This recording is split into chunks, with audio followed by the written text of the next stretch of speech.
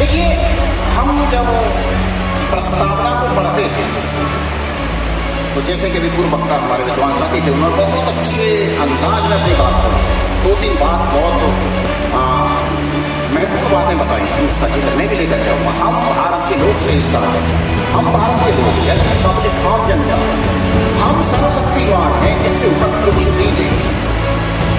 बस मान को पूर्ण निष्ठा के साथ में, दृढ़ संकल्प के साथ में मान को लो कि हम यानी भारत के लोग, हमसे बड़ा कोई नहीं है। अपने दिमाग से नेगेटिव चीजों को निकालो, कुछ भी नहीं। आगे क्या कहते हैं, भारत को एक संपूर्ण प्रभुत्व संपन्न समाजवादी पंथ निरपेक्ष लोकतंत्रात्मक गणराज्य बनाने के लिए मैं यहाँ तक मैं प्रस्तावना को समझने की दृष्टि से 4 भागों में समझता हूँ। और जितनी 2 लाइन मैंने पढ़ी है, ये राष्ट्र के लिए कहा गया है, भारत देश के लिए कहा गया है। पहले ये हम इन 3 लाइनों के बारे में समझने का प्रयास करते हैं। दोबारा से मैं पढ़ रहा हूँ, हम भारत के लोग भारत को एक संपूर्ण प्रभुत्व संपन्न समाजवादी पंथ निरपेक्ष लोकतंत्रात्मक गणराज्य बनाने के लिए यानी हम करेंगे ये काम। ये जिम्मेदारी हमारी है कि इस देश को हम ये सब कुछ बनाने वाले हैं जो हमने सिर्फ 5 तत्वों 5 बहुत इंपोर्टेंट वर्ड्स का नाम लिया है। हम भारत के लोग ये काम करने वाले हैं। कब करने वाले हैं? भविष्य क्या करने वाले हैं? सबसे पहला काम संपूर्ण प्रभुत्व संपन्न बनाएंगे हम अपने देश को। वो कैसे बनेगा? तो ये समझेंगे संपूर्ण प्रभुत्व संपन्न क्या है। संपूर्ण प्रभुत्व संपन्न ये है कि जो देश अपने सभी प्रकार के निर्णय लेने में सक्षम है, किसी बाहर के देश का उसमें मात्र भी उसमें इंटरफेयर ना हो, इंटरव्यू ना हो, तो वह संपूर्ण प्रभुत्व संपन्न देश कहलाता है।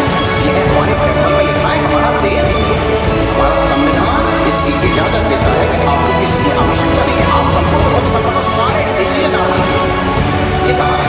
आगे कहते हैं समाजवादी। समाजवादी शब्द को जोड़ा गया है, यानी इसमें संविधान संशोधन 1976 में इसको लाया गया था। इस शब्द को समाजवादी, इसमें एक शब्द है, इसकी वैल्यू है। समाजवादी क्यों कहा गया? 2 विकल्प होते हैं हमारे पास में, या तो समाजवाद कर लीजिए या पूंजीवाद कर लीजिए। अब वर्तमान सरकारें बिना शब्दों को छेड़े गलत तरीका से इंटरप्रिटेशन करते हुए अपनी मनमानी करने में लगी हुई है। बहुत सरकारी जो संसाधन थे हमारे सरकारी डिपार्टमेंटों के, उनको प्राइवेट करा जा रहा है। चंद ऐसे हाथों में धनाढ़े लोगों के हाथों में उनको दिया जा रहा है।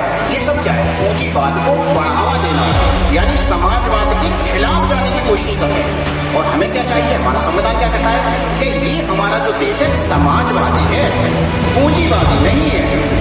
और पूंजीवादी बनाने के लिए प्रयास किए जा रहे हैं। ऐसा सुनते हैं ना कि रेल बेच दी, तेल बेच दिया, हवाई जहाज बेच दिए, ये सारी चीजें पूंजीवाद को बढ़ावा दिया।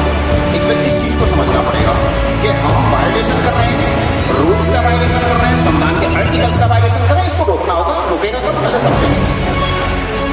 आगे है हमारा धर्मनिरपेक्ष या पंथ निरपेक्ष। इसमें भी थोड़ी सी चर्चा करेंगे, विद्वान साथी थोड़ा सा फोकस करेंगे। देखिए, 2 शब्द हैं।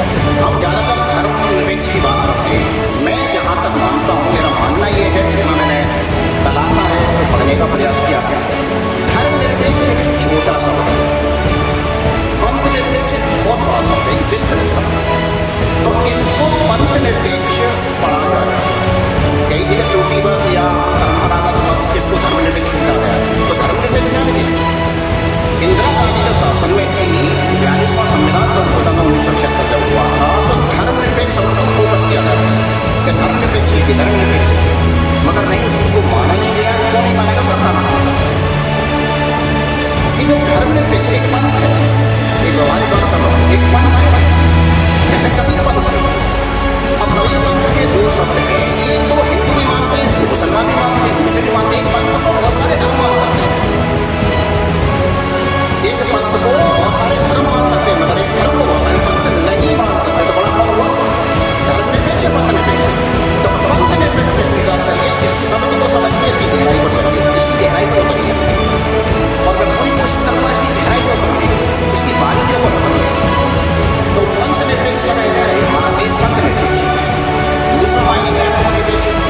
धर्मनिरपेक्ष का मतलब है कि राज्य को, स्टेट को जो की परिभाषा लिखी गई है, राज्य की परिभाषा लिखी गई है, उसमें क्या कहा गया है? तो ये जो शब्द है हमारा पंथ निरपेक्ष, सरकार जो होगी या जो स्टेट जो होगा, जिसको स्टेट बोल दो सरकार बोल दो, एक ही सिक्के के दो पहलू मान सकते हैं हम। सभी धर्मों का सम्मान करने के लिए उसकी बाध्यता है, मगर कोई भी सरकार या कोई भी राज्य का कोई राष्ट्र धर्म नहीं, हमारे देश का कोई राष्ट्र धर्म नहीं है, मगर हमारा राष्ट्र बाध्य है कि सम्मान सबका करेगा, सारे धर्मों का सम्मान करेगा।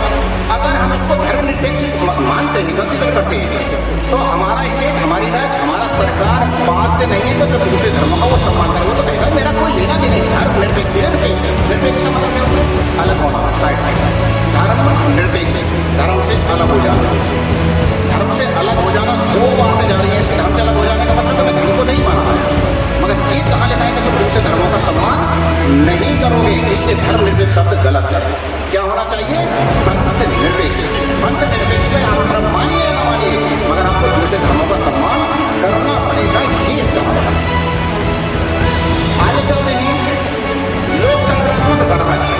ज्यादातर हम देखें, विश्व के देशों को देखें जहाँ पर कॉन्स्टिट्यूशन है, चाहे वो रिटिन में है, चाहे वो वर्बली है, वहाँ पर लोकतंत्र तो है मगर गणराज्य नहीं।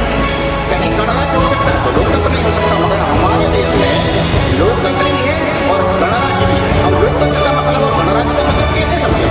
मैं बिल्कुल बेसिक बात ये करना चाहता हूँ कि अगर अंतिम पंक्ति में कोई बच्चा ऐसा बैठा है या कोई साथी ऐसा बैठा है कि उसकी समझ में नहीं आ रहा, तो मेरी कोशिश करेंगे तो वो भी समझ आना पड़ा। मैं दो केसों की चर्चा पहले ले लेता हूँ। एक बेरुबारी संघवाद केस आया था 1960 में, आप विद्वानों ने पढ़ा होगा। ये उस समय की बात है कि जब देश का बंटवारा हुआ था, तो भारत और पाकिस्तान के बीच में जब देश का बंटवारा हुआ था तो बड़ा संकट था कि सीमा परिसीमन किस तरह से किया जाए, कैसे लाइन खींची जाए कि कहाँ भारत और कहाँ पाकिस्तान। बेरुबारी नाम की एक जगह थी बांग्लादेश में, जो पूर्वी पाकिस्तान का उस समय था।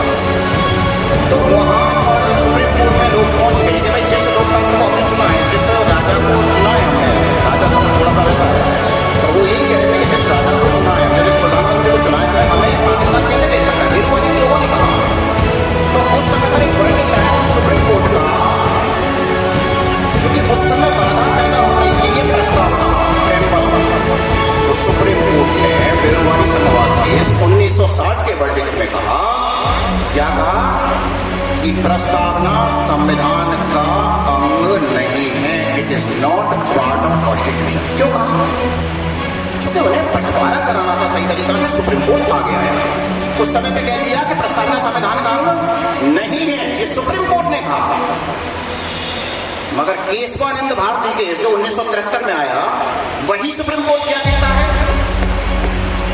वही सुप्रीम कोर्ट कहता है कि प्रस्तावना संविधान का अंग है और इसमें बदलाव भी किया जा सकता है।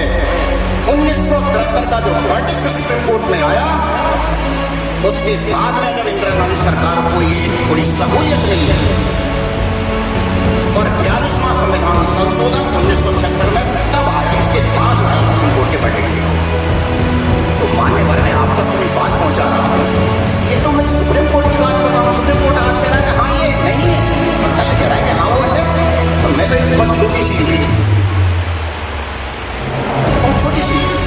हो सकता है ये इंटरप्रिटेशन नहीं होता है। सुप्रीम कोर्ट जब फैसले लेता है ना, उसी चीज को किस तरह से घुमा देता है, यही तो इंटरप्रिटेशन है। संविधान को समझ में तो आसानी है। यार मैं अपनी आगे की बात कर रहा हूँ, फिर भी बोले कर रहा हूँ, मैं अपनी बात पूरा कर रहा हूँ। किसी को कोई बात है तो या मेरे से अलग से बात कर लें, या मंच पर आकर के इसमें सुधार कर सकते हैं, हम सीखने के लिए आए, बहस का मुद्दा नहीं है। आगे बनाने के लिए हमें अपने राज्य को किस तरह से बनाना था, जो प्रमुख समाजवादी, पंथ और लोकतंत्रात्मक राज्य। अब ये शब्द पर चर्चा हो रही है, गणराज्य पर चर्चा हो रही है। ये गणराज्य जो शब्द है ये प्रेसिडेंट से बिलोंग करता है, राष्ट्रपति से बिलोंग करता है। अब आप देखिए हमारे यहाँ का जो लोकतंत्र है वो अप्रत्यक्ष लोकतंत्र है, इनडायरेक्ट। क्यों है? क्या हम प्रधानमंत्री को या राष्ट्रपति को डायरेक्ट चुनते हैं? कभी वोट दिया क्या हमने?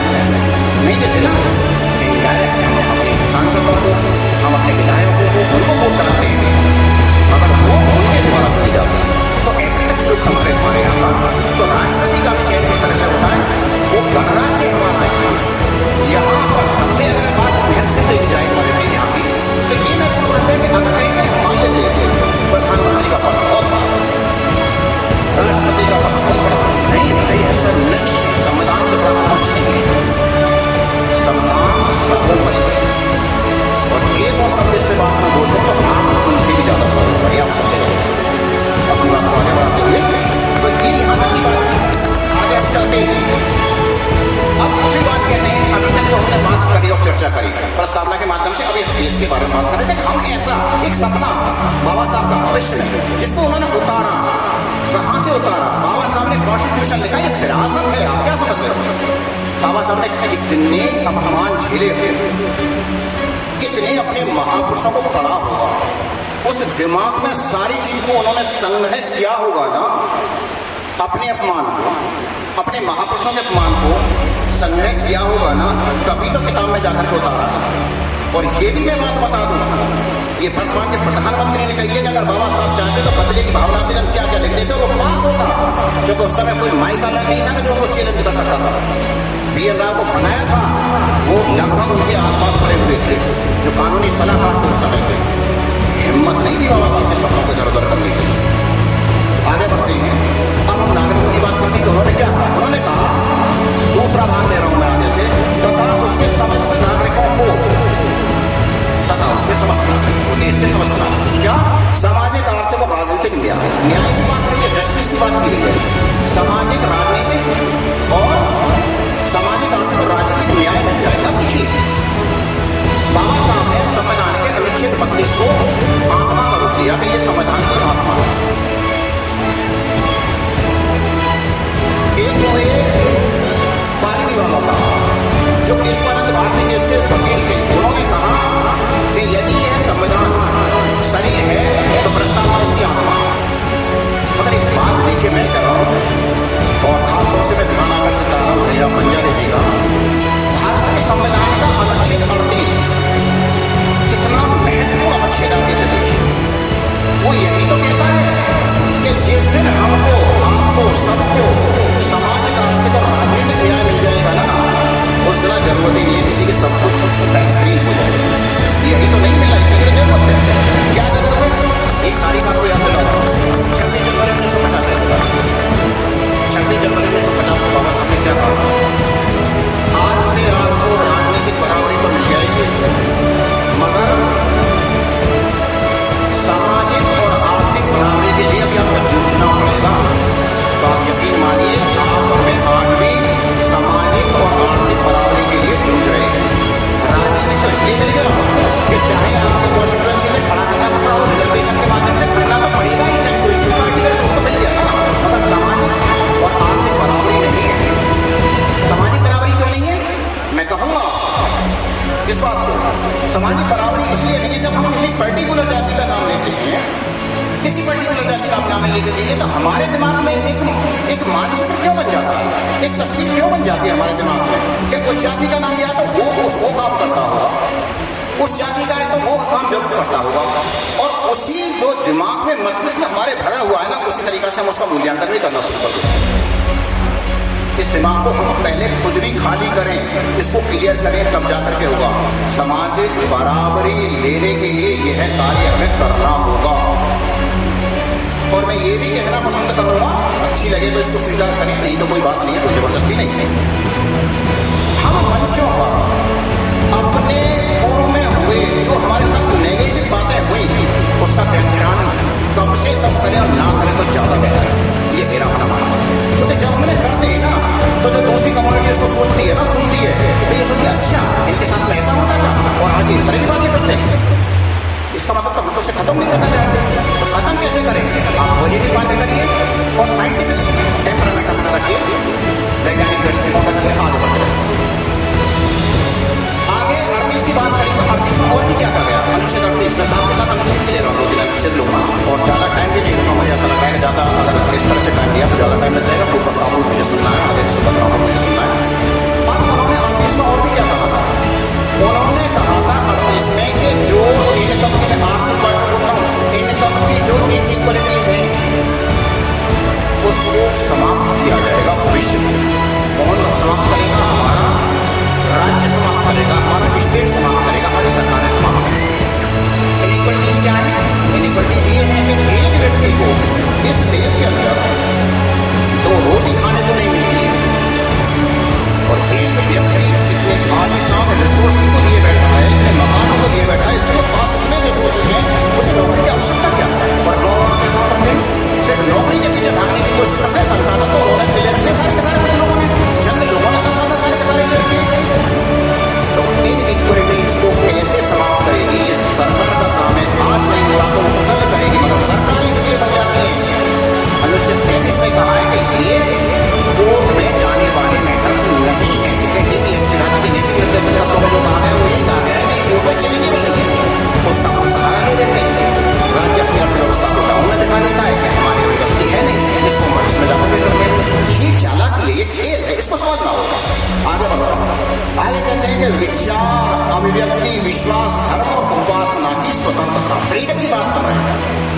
हम काफी हद तक आगे बढ़े हैं, इसमें हमने कामयाबी पाई है।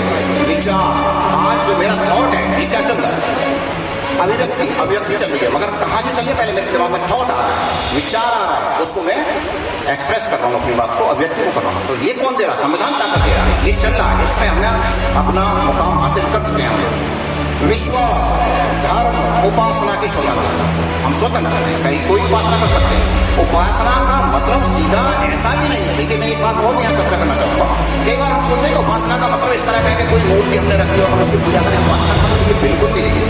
उपासना का मतलब है कि आप अपने माइंड को कंसंट्रेट कर रहे हैं, किसी भी पर्टिकुलर पॉइंट पर कर रहे हैं, अपने आपको शांति के रास्ते चले जा रहे हैं, कैसे भी कर रहे हैं वही उपासना है आपके लिए। उपासना को परिभाषित करने की आवश्यकता है नहीं, और अगर कोई कर रहा है तो वो करिए, हमें मानने की आवश्यकता नहीं है उस चीज को। तो दूसरा भाग यहाँ पर हो जाता है आगे और क्या है, जो इंटरनेट शब्द है इस पर मैं रखना चाहूंगा, प्रतिष्ठा और अवसर की क्षमता प्राप्त कराने के लिए, प्रतिष्ठा देखने के लिए वही चीज आ जाती है जो मैंने ऊपर बात करी थी ना कि सामाजिक, तो सामाजिक वर्ड या डिग्निटी प्रतिष्ठा से जुड़ा हुआ है। ये प्रतिष्ठा एक आदमी की इतनी कम क्यों, एक आदमी की इतनी ऊपर क्यों, इसको समझना होगा, राज्य को इसको सॉल्व करना होगा, इस समस्या को सॉल्व करना होगा। इतना लंबा अर्सा बीत गया, 75 साल बीत गया, अब तक क्यों नहीं हो पा रहा, ये होना चाहिए, हमें बात करनी पड़ेगी, इंडिविजुअल नहीं विशेष मंचों के माध्यम से बात करनी पड़ेगी, शोर मचाना पड़ेगा, तब जाकर के इस चीजों की पूर्ति होगी। प्राप्त कराने के लिए दो भाग होते हैं, तीसरे भाग पर चलते हैं और थोड़ी सी अपनी स्पीड मुझे बढ़ानी पड़ेगी। तीसरे भाग में कहना था उन समय किसने, नागरिकों में, जो देश के नागरिक हैं, व्यक्ति की गरिमा और राष्ट्र की एकता और अखंडता, राष्ट्र की एकता और अखंडता की 42वें संविधान संशोधन में इसको जोड़ा गया था। पहले एकता था, राष्ट्र की एकता था, जोड़ दिया गया राष्ट्र की एकता, अखंडता वर्ग को जोड़ दिया गया 42वें संविधान अनुच्छेद 46 तथा उन समय व्यक्ति की गरिमा, राष्ट्र की एकता और अखंडता को सुनिश्चित करने वाली बंधुता, बंधुता ऐसी बंधुता हो, ऐसी बंधुता हो कि जो ये सुनिश्चित करेंगे कि इससे राष्ट्र एक रहेगा, पूरा देश एक रहेगा, ऐसी बंधुता भाईचारा। अब देखिए हम तो समझ में रहा, हम अपने घर में भाईचारा नहीं बना पाते, अपने मोहल्ले में भाईचारा नहीं बना पाते, अपने समाज में भाईचारा नहीं बना पाते, मगर संविधान को इशारा कर रहा है कि पूरे देश में भाईचारा बनाना है। इसके लिए काम दो तरीका से सरकारें काम करेंगे, उचित तरीका से काम करेंगे। तो इसके साथ में आगे लास्ट का विकल्प देते हुए फिर मैं अपनी वाली का बढ़ाना होगा। चौथा भाग है इसका प्रस्तावना का, दृढ़ संकल्प होकर। ये दृढ़ संकल्प कौन हो रहा है, दृढ़ संकल्प कौन हो रहा है, हम भारत के लोग हो रहे हैं, और खास तौर से जो उस समय संविधान सभा के जो सदस्य थे, 299 सदस्य थे, 389 सदस्य बंटवारे से पहले थे, कुछ पाकिस्तान में चले गए 99 के आसपास, 289 सदस्य रह गए, और 284 के उस पर सिग्नेचर हो रहे हैं संविधान पर, आप देखिए। तो वो सभी लोग कह रहे हैं कि दृढ़ संकल्प हो रहे हैं हम इस समय पर, क्या दृढ़ संकल्प हो रहे हैं, अपनी संविधान सभा में आज तारीख 26 नवंबर सन 1949 ईस्वी को एतद द्वारा इस संविधान को अंगीकृत, पहली बात अंगीकृत, अधिनियमित और अनुमानित करना, अंगीकृत करना, एडॉप्ट करना, एडॉप्ट के लिए हमें लाओ, ये संविधान है आज की तारीख में मैंने ले लिया ये संविधान, एडॉप्ट करना, अधिनियमित इलेक्ट करना, कानून के रूप में उसे ले रहे हैं, संविधान को हम ले रहे हैं मगर एक किताब के रूप में नहीं ले रहे, उसे कानून के रूप में ले रहे हैं, और कानून के रूप में ही नहीं ले रहे, उसे आत्मार्पित कर रहे हैं, गिव टू आवरसेल्व्स, अपने आप को दे रहे हैं, आत्माओं में उतार रहे हैं। यहाँ इसका ये मतलब हमने संविधान बनाया है, अपने लिए बनाया है, इसके अनुसार हम चलेंगे, एक सीमा रेखा में लेकर के चलेंगे, कानून का पालन करेंगे, तब जाकर के आगे बढ़ेंगे। इसके साथ ये प्रस्तावना की बातें थी, समय का मुझे ध्यान है, मैं एक बात और बहुत अच्छा लग रहा है आप सभी के बीच में बोलने को, बहुत कुछ बोला जा सकता है, किसी भी आर्टिकल का बहुत लंबा टाइम दिया जा सकता है, पर मैं भी जानता हूँ कि जो सुनने की क्षमता है वो वैज्ञानिक दृष्टि से फिर सुनना सब बंद कर देते हैं। अपनी बात को यही विराम देता हूँ और पुनः ये कहता हूँ कि यदि मेरे इंटरप्रिटेशन में कहीं कोई गलती है, कोई कमी है तो क्षमा करें, और सीखने की आशा रखता हूँ कि आप इसे जरूर बताएं, जरूर समझाएं। मुझे मौका मिला, बहुत बहुत धन्यवाद।